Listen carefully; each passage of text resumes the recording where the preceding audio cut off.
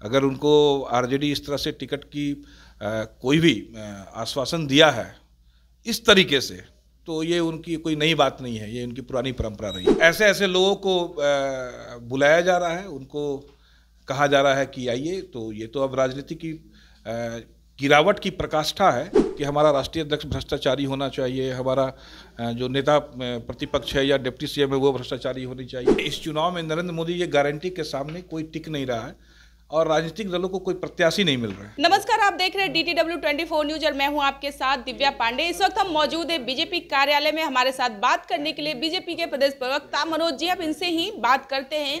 कल देखिए आनंद फानंद में आके अशोक मेहता 65 साल की उनकी उम्र है और अपने से कम उम्र की 16 साल की कम उम्र की लड़की से शादी किए हैं।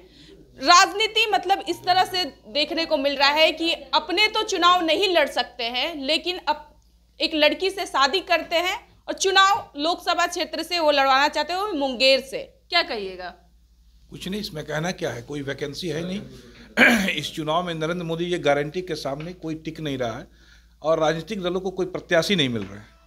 तो ऐसे ऐसे लोगों को बुलाया जा रहा है, उनको कहा जा रहा है कि आइए, तो ये तो अब राजनीति की गिरावट की प्रकाष्ठा है कि अब ऐसे ऐसे लोग भी राजनीति करने के बारे में सोच रहे हैं और इस तरह के हथकंडे अपना रहे हैं। राजद की तरफ से उन्हें वो अपनी पत्नी को टिकट दिलवा रहे हैं। की तो ये परंपरा रही है, राजद की पुरानी परंपरा रही है और उसी परंपरा का ये निर्वहन कर रहे हैं।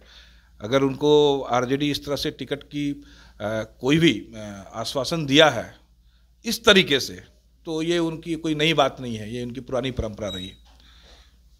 ये मतलब ये कहाँ तक सही है कि मतलब कि अपने खुद तो वो लड़ नहीं सकते चुनाव, तो आनंद फानंद में एक लड़की से वो शादी करते हैं, शादी करने के बाद वो हुई किस लिए, तो एक टिकट लेने के लिए, चुनाव लड़वाने के लिए। तो ये आरजेडी तो कहती है कि हम अपराधी को नहीं करते, भ्रष्टाचार नहीं है, तो फिर ये क्या चीज़ है? नहीं, आरजेडी ने कब कहा है कि वो भ्रष्टाचार से और अपराधियों से समझौता नहीं करती है? ऐसा तो कभी कहा नहीं आरजेडी ने। आरजेडी तो ये चीख चीख के कहती है कि हमारा राष्ट्रीय अध्यक्ष भ्रष्टाचारी होना चाहिए, हमारा जो नेता प्रतिपक्ष है या डिप्टी सीएम है वो भ्रष्टाचारी होनी चाहिए। तो आरजेडी को कभी इससे कोई दुराव नहीं रहा है। उनके यहाँ तो योग्यता का प्रमाण ही है कि आप कितने बड़े भ्रष्ट और कितने बड़े अपराधी हैं, तो वो उनको सूट करता है।